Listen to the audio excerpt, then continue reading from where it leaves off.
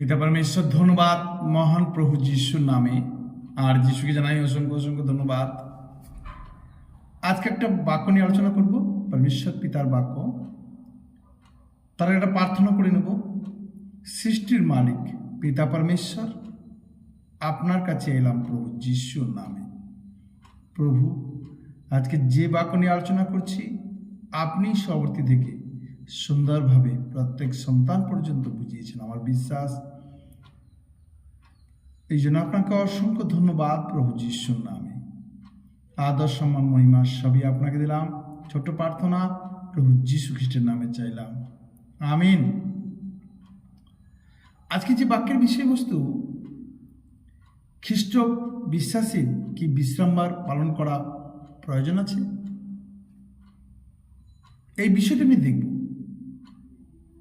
এই বিষয়টি দশমাংশ, ত্বকছেদ, আরও অনেক বিষয়গুলির মতো একটি বহু বিতর্কিত বিষয়।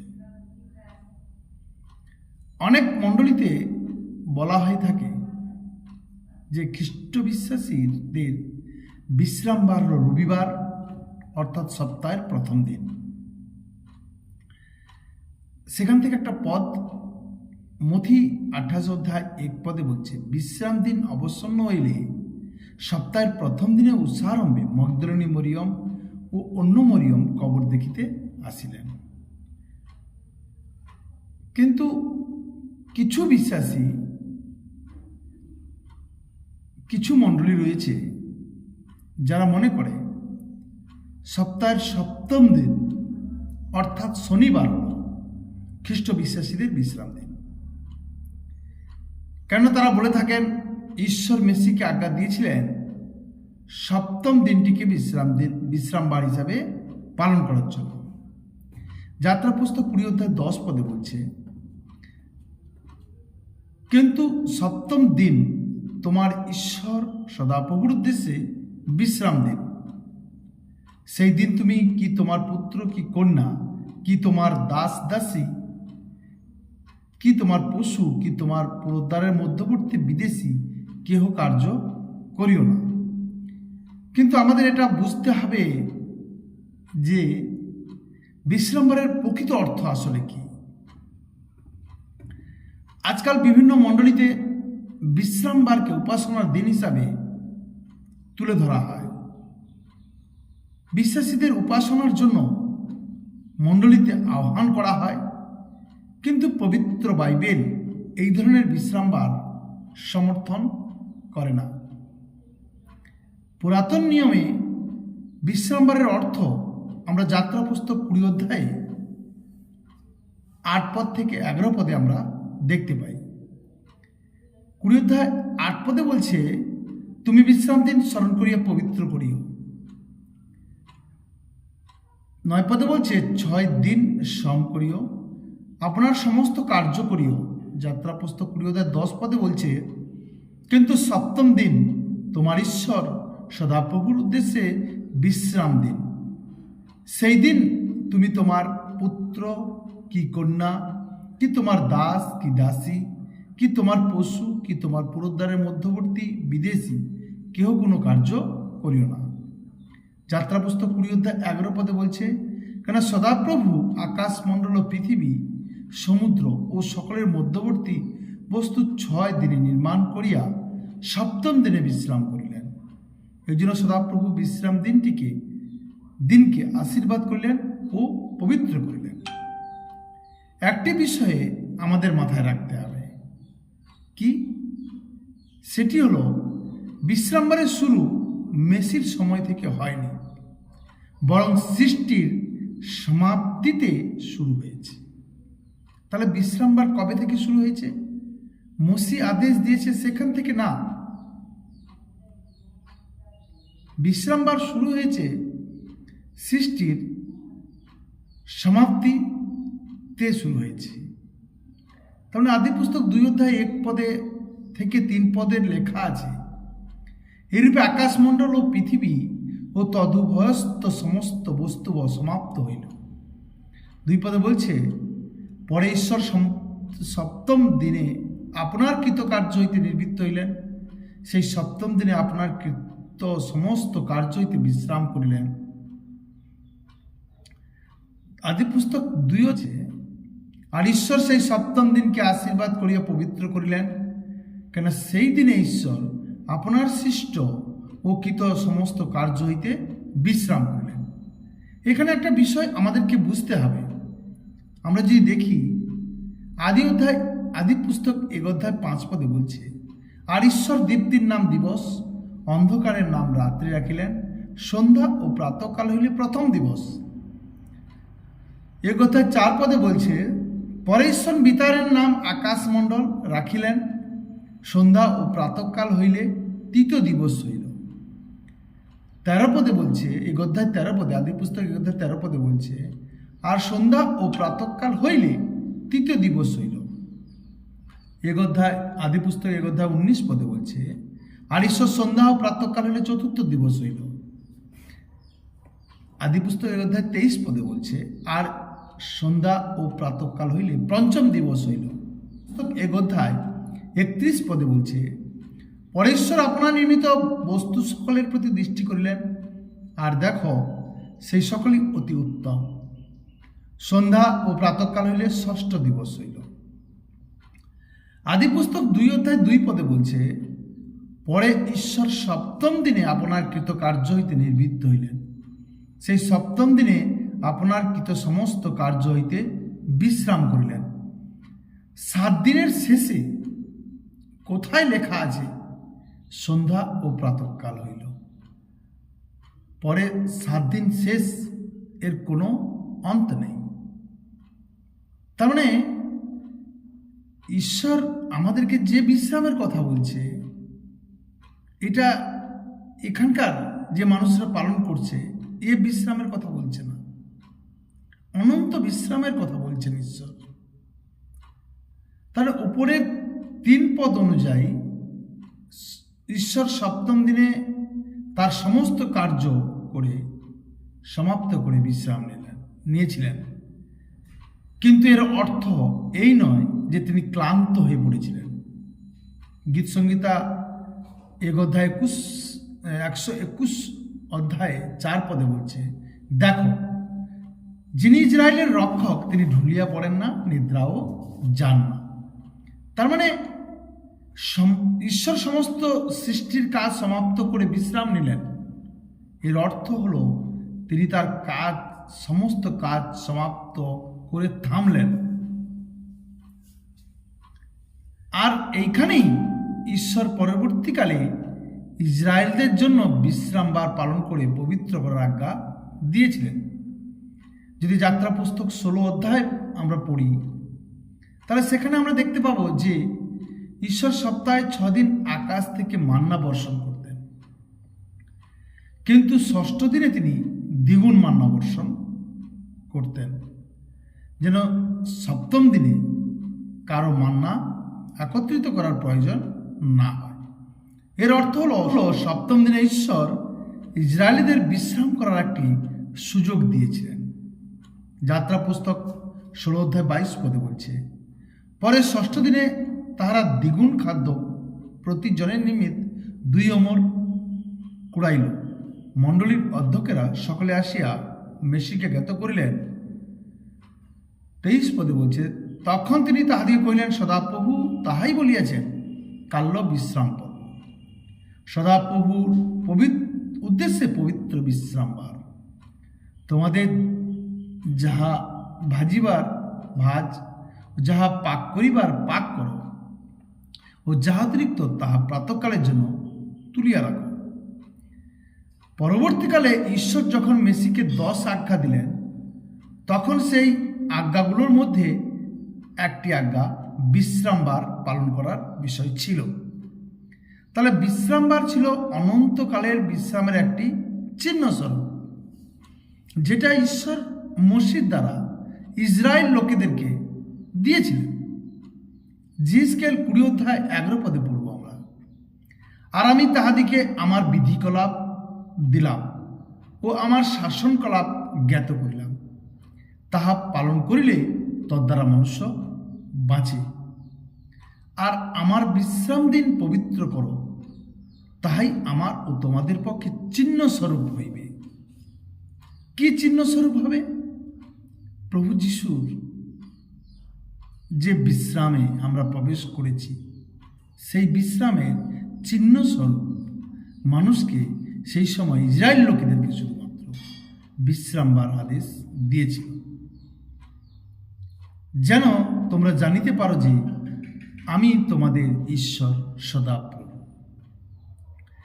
যা প্রভু যীশু খ্রিস্টের দ্বারা আসতে চলেছিল এবং যা মানুষকে শারীরিকভাবে নয় বরং আত্মিকভাবে বিশ্রাম দান করবে। আর ঈশ্বরের দৃষ্টিতে একজন মনুষ্যকে ধার্মিক প্রতিপন্ন করবে, আর সেটি হলো পরিপূর্ণ বিশ্রাম ও বিশ্রামের প্রকৃত অর্থ। আমরা যদি যোহন লিখিত সুসমাচার 19 অধ্যায় 28 পদ পড়ি, ইহার পরে যীশু সমস্তই এখন সমাপ্ত হইল জানিয়া শাস্ত্রের বচন যেন সিদ্ধ হয়, এই জন্য কহিলেন সমাপ্ত। তখন আমরা বিশ্রামে প্রবেশ করলাম। ঈশ্বর এই কারণেই পুরাতন নিয়মে বিশ্রামবার পালন করার কথা বলেছিলেন, যেন ইসরায়েলেরা ঈশ্বরের সেই বিশ্রাম অনুভব করতে পারে যা তিনি সমস্ত সৃষ্টি সমাপ্ত করার পর নিয়েছিলেন। নতুন নিয়মে মথি 11 অধ্যায় 28 পদে বলছে, 28-29 পদে বলছে যে প্রভু যীশু বিশ্রাম সম্বন্ধে সেখানে বলেছেন। 28 পদে বলছে, হে ভারাক্রান্ত হে পরিশ্রান্ত ও ভারাক্রান্ত লোক সকল, আমার নিকটে আইসো, আমি তোমাদেরকে বিশ্রাম দেব। 29 পদে বলছে, আমার জোয়ালি আপনাদের উপরে তুলিয়া লও এবং আমার কাছে শিক্ষা করো, কারণ আমি মৃদুশীল ও নম্রচিত্ত, তাহাতে তোমরা আপন আপন প্রাণের জন্য বিশ্রাম পাইবে। প্রাণের জন্য বিশ্রাম পাইবে। ইসরায়েল জাতিকে চিহ্ন স্বরূপ দিয়েছিলেন, প্রভু যিশুর বিশ্রামের সংকেত আগে থেকে করেছিলেন, কিন্তু আজ আমাদেরকে প্রভু যিশুই সেই বিশ্রাম দিয়েছেন। মনুষ্যকে নিজের জীবন অতিবাহিত করার জন্য অনেক পরিশ্রম করতে হয়। আদি পুস্তক 3 অধ্যায় 19 পদে বলেছে, ঈশ্বর আদমকে বলেছিলেন, তুমি ঘর্মাপ্ত মুখে আহার করিবে, যে পর্যন্ত তুমি মৃত্তিকায় প্রতিগমন না করিবে, তুমি তো তাহাইতে গৃহীত হইয়াছ, কেন তুমি ধূলি ও ধূলিতে প্রতিগমন করিবে। ঈশ্বর যে বিশ্রাম মানুষকে দিতে চান তা আসলে শারীরিক বিশ্রাম নয়, বরং আত্মিক বিশ্রামের কথা বলছে। আত্মিক বিশ্রামই মানুষের প্রয়োজন, কারণ মানুষের আত্মা পাপে পরিপূর্ণ এবং দূষিত। আজ মানুষ পাপের কারণে কত কিছু করছে, হিংসা, ঝগড়া, চুরি, মারামারি, ব্যভিচার। আজকে সবচেয়ে বেশি পাপ ব্যভিচার পাপের মধ্যে মানুষ লিপ্ত হয়ে গেছে। একে ছেড়ে পালিয়ে যাচ্ছে, ওকে ছেড়ে পালিয়ে যাচ্ছে। রোমীয় 3 অধ্যায় 23 পদে বলছে, কেন সকলেই পাপ করিয়াছে এবং ঈশ্বরের গৌরববিহীন হইয়াছে। 24 পদে বলছে, উহারা বিনামূল্যে তাহারই অনুগ্রহে খ্রিস্ট যিশুতে প্রাপ্য মুক্তি দ্বারা ধার্মিক গণিত হয়। 25 পদে বলছে, তাহাকেই ঈশ্বর তাহার রক্তে বিশ্বাস দ্বারা প্রায়শ্চিত্ত বলিরূপে প্রদর্শন করিয়াছেন, যেন তিনি আপন ধার্মিকতা দেখান। কেননা ঈশ্বরের সহিষ্ণুতা পূর্বকালে কৃত পাপ সকলের প্রতি উপেক্ষা করা হইয়াছিল। আমরা তখনই আত্মিক বিশ্রাম লাভ করতে পারি যখন আমাদের পাপ ক্ষমা হয়, যখন আমরা ঈশ্বরের দৃষ্টিতে ধার্মিক প্রতিপন্ন হই, যখন আমরা অনন্ত জীবন লাভ করি। একজন মানুষ তার ধন দৌলতের সাহায্যে শারীরিক বিশ্রাম তো লাভ করতেই পারে, কিন্তু সেই ব্যক্তিটি পরিত্রাণ লাভ না করলে আত্মিক বিশ্রাম কখনোই লাভ করতে পারবে না। যদি আজ টাকা পয়সা ইনকাম করে বড়লোক হতে পারবে, মানুষ কোটিপতি হতে পারবে, সুখ কিনতে পারবে, কিন্তু পরিত্রাণ পেতে পারবে না। পরিত্রাণ পেতে হলে আত্মিকভাবে তাকে কি করতে হবে না, প্রভু যিশুকে গ্রহণ করতে হবে, তাহলে তার আত্মিক বিশ্রাম পেতে পারে। আর কেবল যিশুর প্রতি বিশ্বাস দ্বারাই কোনো ব্যক্তি পরিত্রাণ লাভ করতে পারে। অন্য কারোর কাছে পরিত্রাণ নেই, টাকা পয়সার কাছে পরিত্রাণ নেই, মানুষের কাছে পরিত্রাণ নেই, কোনো কারোর কাছে আর পরিত্রাণ নেই একমাত্র প্রভু যিশু ছাড়া। প্রভু যিশুই আমাদের পাপের দণ্ড ভোগ করেছেন, আমাদের পাপ থেকে উদ্ধার করেছেন। ইব্রিয় 10 অধ্যায় 1 পদে লেখা আছে, কারণ ব্যবস্থা আগামী উত্তম বিষয়ের ছায়া বিশিষ্ট। তার মানে যে দশমাংশ ছিল, তচ্ছেদ ছিল, যে বিশ্রাম দিন ছিল, সে সমস্ত যা কিছু অনুষ্ঠান পর্ব ছিল, সেগুলো কি ছিল না আগামী মানে এখন আমরা প্রভু যিশুকে গ্রহণ করেছি, এখন করার বিষয়ের ছায়া বিশিষ্ট। তা সেই সকল বিষয়ের অবিকল মূর্তি নয়। সুতরাং এইরূপ যে সকল বার্ষিক যজ্ঞ নিয়ত উৎসর্গ করা যায়, তদ্বারা যাহারা নিকটে উপস্থিত হয় তাহাদিকে ব্যবস্থা কখনো সিদ্ধ করিতে পারে না। আজ যদি কোনো ব্যক্তি সেই ব্যবস্থার মধ্যে থেকে, যারা ঈশ্বরের প্রভু যিশু ধার্মিকতাতে ধার্মিক হয়েছে, তাকে ব্যবস্থা সিদ্ধ করতে পারবে না। তাকে আর বিশ্রাম দিন পালন করে সিদ্ধ হতে হবে না, তাকে দশমাংশ দান করে তাকে সিদ্ধ হতে হবে না, তাকে তচ্ছেদ করে তাকে সিদ্ধ হতে হবে না, বা কোনো নিয়ম কোনো উৎসব পালন করে তাকে সিদ্ধ হতে হবে না, কারণ প্রভু যিশুর রক্ত যথেষ্ট তাকে পরিত্রাণ করার জন্য। প্রভু যিশুর রক্তই পরিপূর্ণ। আর কোনো রকম অ্যাক্টিভিটি শারীরিকভাবে আমাদেরকে করতে হবে না। আমরা আগে শারীরিক অ্যাক্টিভিটির দ্বারা ভাবতাম যে মনে হয় আমি নিজেকে পিটলে বা নিজেকে মারলে বা আগুনের মধ্য দিয়ে গেলে বা কোথাও যদি ঝাঁপ দেই, কোথাও যদি জলে পড়ি বা জলে ডুবি, তাতে মনে হয় আমার উদ্ধার আছে, কিন্তু প্রভু যিশুর রক্তই আমাকে উদ্ধার করেছে। ইব্রিয় 10 অধ্যায়ে 11 থেকে 13 পদে লেখা আছে, আর প্রত্যেক যাজক দিন দিন সেবা করিবার এবং একরূপ নানা যজ্ঞ পুনঃ পুনঃ উৎসর্গ করিবার জন্য দাঁড়ায়, সে সকল যজ্ঞ কখনো পাপ হরণ করিতে পারে না। তারা পুরাতন নিয়মে অতি পবিত্র স্থানে প্রতি বছর একজন যাজক গিয়ে সেখানে যজ্ঞবেদিতে উৎসর্গ করত। সেসব জিনিস আমাদের পাপ হরণ করতে পারবে না, কারণ পশু বলি আমাদের পাপকে হরণ করতে পারবে না। আজকে অনেকে সুপারি বলি, কাকর বলি, ডাব বলি, নারকেল বলি, কত কিছু দিচ্ছে, সেসব জিনিস আমার পাপকে হরণ করতে পারবে না।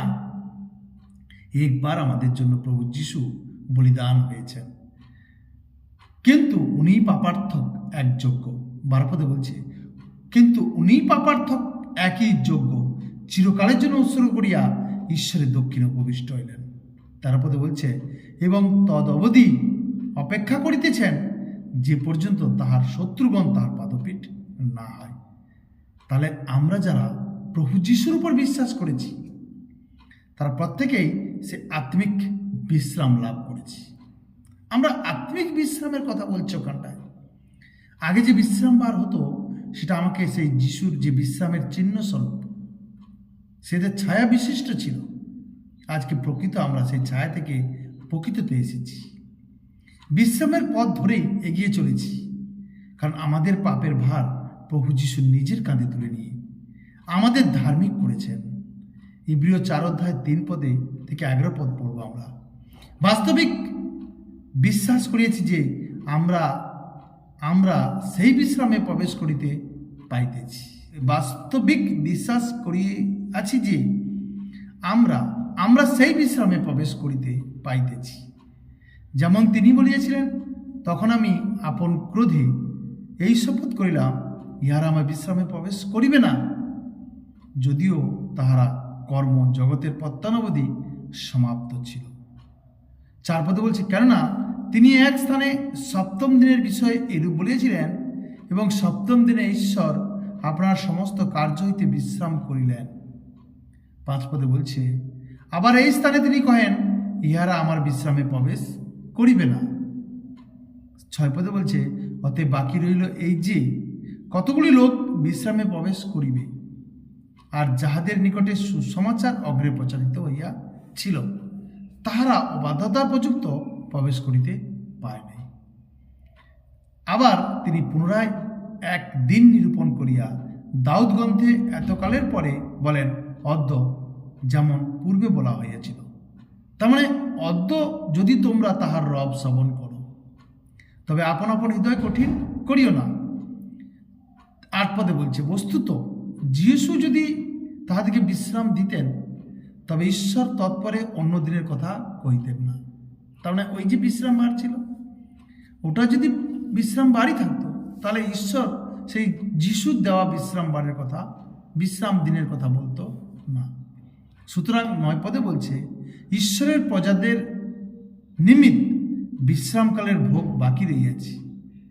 ফলত 10 পদে বলছে, ফলত যেরূপ ঈশ্বর আপন কর্ম হইতে বিশ্রাম করিয়াছিলেন, তেমনি যে ব্যক্তি তাহার বিশ্রামে প্রবেশ করিয়াছে, সে আপনার কর্ম হইতে বিশ্রাম করিতে পাইল।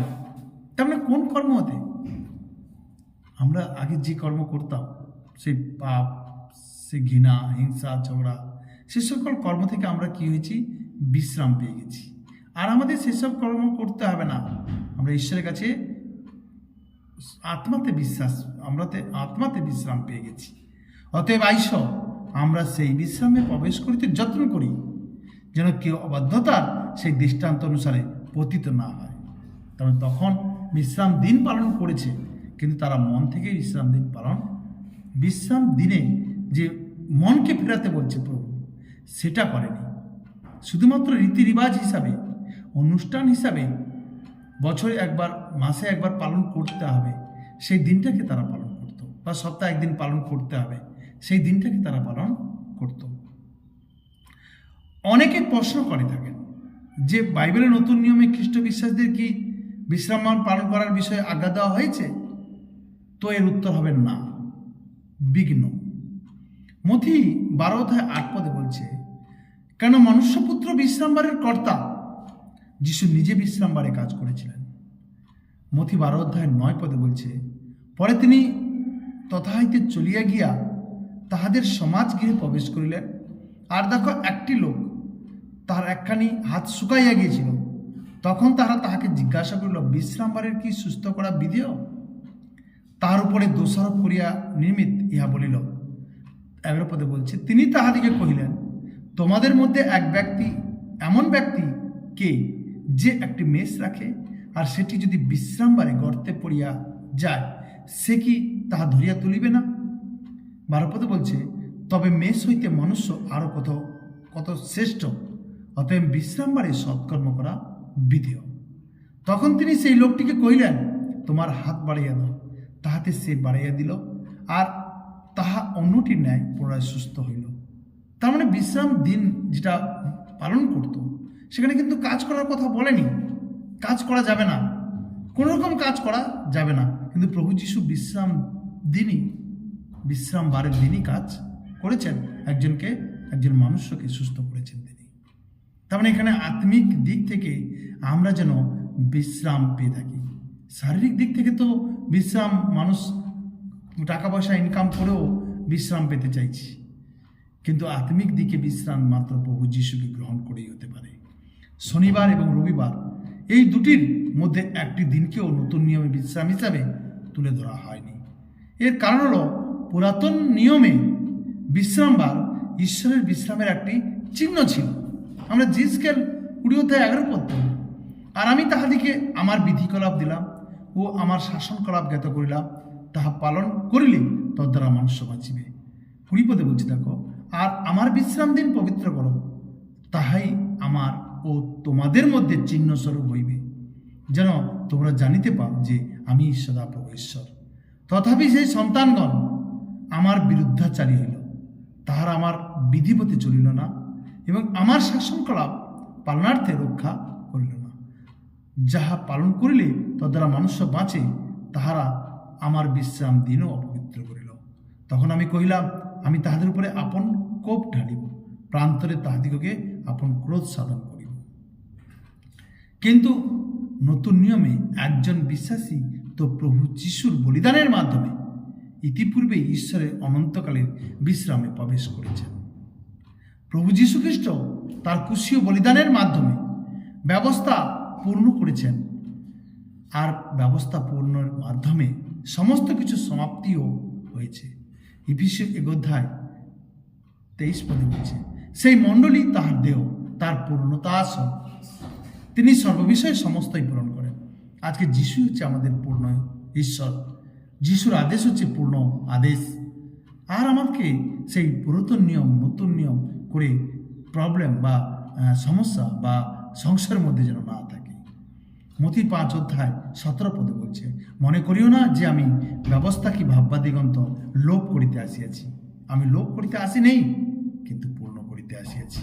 যেহেতু আমরা প্রভু যিশুর দ্বারা ঈশ্বরের শান্তি ও বিশ্রাম লাভ করতে পেরেছি, সেহেতু কখনোই আমরা বিশ্রামবার সহ অন্যান্য ব্যবস্থা পালন করার বিষয়ে ভাবিত হব না, কোনোদিন না, বরং প্রভু যিশুর আজ্ঞা পালনে বিষয়ে ভাবিত হব, যেন শেষ পর্যন্ত তার প্রতি স্থির থাকতে পারি। ইব্রিয়র 8 অধ্যায় 6 পদে বলছে, কিন্তু এখন উনি সেই পরিমাণে উৎকৃষ্টতর সেবকত্ব পাইয়াছেন, কে? প্রভু যিশু, যেন যে পরিমাণে তিনি এমন এক শ্রেষ্ঠ নিয়মের মধ্যস্থ হয়েছেন, যাহা শ্রেষ্ঠ প্রতিজ্ঞাগুলোর উপরে স্থাপিত হইয়াছে। তার মানে ঈশ্বর প্রত্যেক মানুষের জন্য উদ্ধার করার প্রতিশ্রুতি করেছেন। যোহন প্রকাশিত বাক্য, যোহনের লিখিত প্রকাশিত বাক্য 14 অধ্যায় 6 পদে বলছে, পরে আমি আর এক দূতকে দেখিলাম, তিনি আকাশের মধ্যে উড়িতেছেন, তাহার কাছে অনন্তকালীন সুসমাচার আছে, যেন তিনি পৃথিবী নিবাসীদিগকে, প্রত্যেক জাতি, বংশ ও ভাষা, প্রজাবৃন্দকে সুসমাচার জানান। তিনি উচ্চরবে এই কথা কহিলেন, ঈশ্বরকে ভয় করো ও তাহাকে গৌরব প্রদান করো, কেননা তাহার বিচার সময় উপস্থিত। যিনি স্বর্গ, পৃথিবী, সমুদ্র, জলের অনুই সকল উৎপন্ন করিয়াছেন, তাহার ভজনা করো। হালেলুয়া, ঈশ্বরের ভজনা করো। বাকি আমরা বিশ্রাম দিন, সাবাত, গুড ফ্রাইডে, বাকি যে অনুষ্ঠান রীতিরিবাজ, তার মধ্যে না থেকে দাম, দশমাংশ বিষয়, তারপরে তচ্ছেদ, এসবের মধ্যে না থেকে আমরা যেন ঈশ্বরের সেই ভজনা করি, ঈশ্বরের প্রকৃত সেই প্রভু যিশুকে ভজনা করি। অতীতে এদন উদ্যান এবং ভবিষ্যতের নতুন আকাশ ও নতুন পৃথিবীর বিষয়ে প্রতিজ্ঞার মাঝে অনন্তকালীন যোগসূত্র হচ্ছে বিশ্রাম দিন। তার মানে পুরোকালে এদন উদ্যানে আদমকে রেখেছিল, সেখানে আদম বিশ্রাম পায়নি। আজকে সেই নতুন পৃথিবী, নতুন আকাশ আমাদেরকে সেই বিশ্রাম দিয়েছেন প্রভু।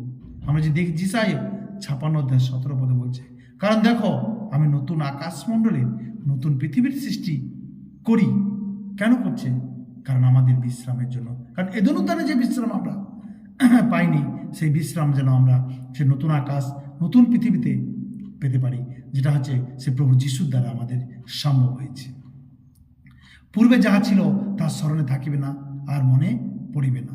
প্রকাশিত বাক্য 21 অধ্যায় 1 পদে বলছে, পরে আমি এক নতুন আকাশ ও এক নতুন পৃথিবী দেখিলাম, কেননা প্রথম আকাশ, প্রথম পৃথিবী লুপ্ত হইয়াছে, সমুদ্র আর নেই। তার মানে এর থেকে আমরা কি বুঝতে পারি? যে বিশ্রাম আদমকে দিয়েছিল, আদম সেই বিশ্রামকে কি করেছিল? লঙ্ঘন করেছিল। আজ প্রভু যিশু আমাদেরকে সেই বিশ্রাম, সেই নতুন পৃথিবী আর নতুন জেরুসালেমে দিয়েছে। তার মানে আমরা দেখব উপসংহার হিসাবে, মানে আজকে আমাদের শেষে কি আমাদেরকে বোঝাতে চাইছে। বাইবেলে পুরাতন নিয়ম অনুযায়ী বিশ্রামবার পালন করার আজ্ঞা ঈশ্বর কেবলমাত্র ইসরায়েলদের জন্যই দিয়েছিলেন, কারণ তারা তার মনোনীত জাতি ছিল। 2 পদে বলছে, বাইবেলের নতুন নিয়ম অনুযায়ী খ্রিস্ট বিশ্বাসীদের জন্য কোনো নিশ্চিত বিশ্রামবারের উল্লেখ নেই, কারণ তারা প্রভু যিশুর প্রতি বিশ্বাসের দ্বারা ঈশ্বরের অনন্তকালীন বিশ্রামে লাভ করেছে। 3 বলছে, বিশ্রামবার ছিল অনন্তকালের বিশ্রামের একটি চিহ্ন, যা প্রভু যিশু দ্বারা মানুষ লাভ করতে চলেছিল। 4 বলছে, প্রভু যিশুর বলিদানের মাধ্যমে মানুষ অনন্তকালের জন্য বিশ্রামে প্রবেশ করার সুযোগ পেয়েছে। Hallelujah, amen. চলো পিতা, ধন্যবাদ মহান প্রভু যিশুর নামে। আর যিশুকে জানাই অসংখ্য অসংখ্য ধন্যবাদ।